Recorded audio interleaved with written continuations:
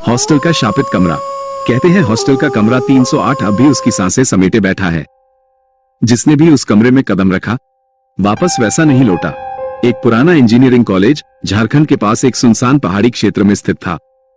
यहाँ का Gandhi boys hostel काफी मशहूर था, लेकिन एक कमरा था जो सालों से बंद पड़ा था। कमरा नंबर 308। कहानी शुरू होती है अयान से, जो फर्स्ट ईयर का छात्र था और हाल ही में कॉलेज में दाखिला लिया था। वो पश्चिम बंगाल के कांचरापाड़ा शहर से आया था और उसे हॉस्टल के कमरा 308 में रूम मिला।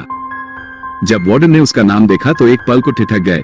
बोले, तुम्हें 308 मिला है, खैर अगर कोई परेशानी हो तो बताना। अयान ने ध्यान नहीं दिया और कमरा खोलकर अंदर चला गया। कमरा साफ था, लेकिन पुरानी दीवारों पर अजीब से निशान थे, जैसे किसी ने नाखूनों से खरोंचा हो। उस रात सब कुछ सामान्य था, लेकिन आधी रात के करीब अयान की नींद खुली। अयान को एक अजीब सी गंध महसूस हुई, जैसे जली हुई बालों की। उसने देखा कि उसकी टेबल पर कोई बैठा था, एक लड़की जैसी आकृति, उलझे बाल, झुकी हुई पीठ और लाल आंखें। वो चीख पड़ा और जैसे ही लाइट जलाई सब कुछ गायब। अगले दिन अयान ने बाकी रूममेट से पूछा तो सबने चुप्पी साध ली, लेकिन एक सीनियर विक्रम ने धीरे से बताया, भाई उस रूम में पहले एक लड़का था, समीर। वो बहुत शांत था, लेकिन अचानक अजीब व्यवहार करने लगा। अकेले बातें करता था, दीवारों से डरता था। एक रात उसने खिड़की से छलांग लगा दी और मर गया। तब से वो कमरा बंद था। अयान को यकीन नहीं हुआ, लेकिन जब उसने कमरे की एक ईंट की दरार से समीर की पुरानी डायरी निकाली तो उसमें लिखा था, वो हर रात आती है, मेरी रगों में उतर रही है, अब मैं नहीं हूं। उस रात अयान को नींद नहीं आई।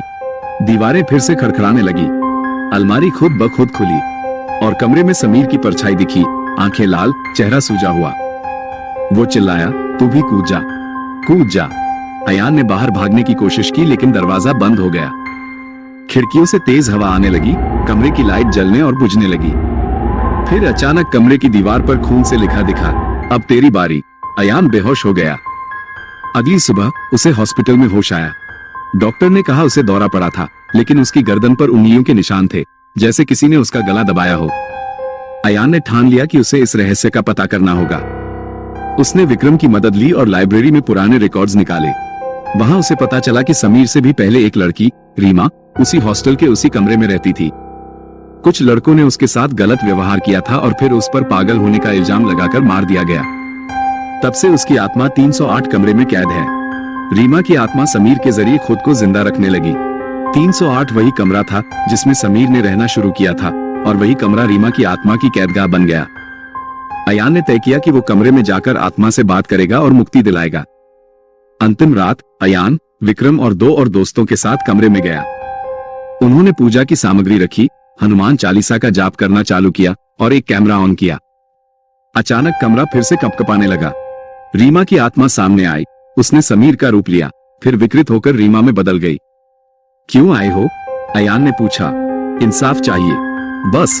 आत्मा की आवाज गूंजती रही।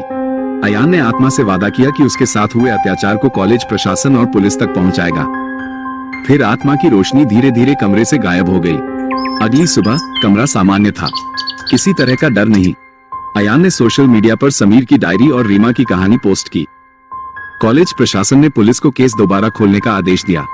केस दोबारा खुला और देखते देखते सारे दोषी अपने गुनाह कबूल कर लिया और उनको 10 साल सजा भी सुनाई गई। कॉलेज प्रशासन ने हॉस्टल के उस हिस्से को बंद कर दिया। रीमा की आत्मा के लिए मंदिर के पास एक छोटा स्मारक बनाया गया। उसके बाद कॉलेज में रीमा कभी दिखाई नहीं दी। उसे मुक्ति मिल चुकी थी। दोस्तों, हम बड़ी मेहनत से आपके पास हर हफ्ते ये कहानियां लाते हैं। अगर आपको ये कहानियां पसंद आती हैं तो प्लीज इसे लाइक, शेयर और सब्सक्राइब करना न भूलें।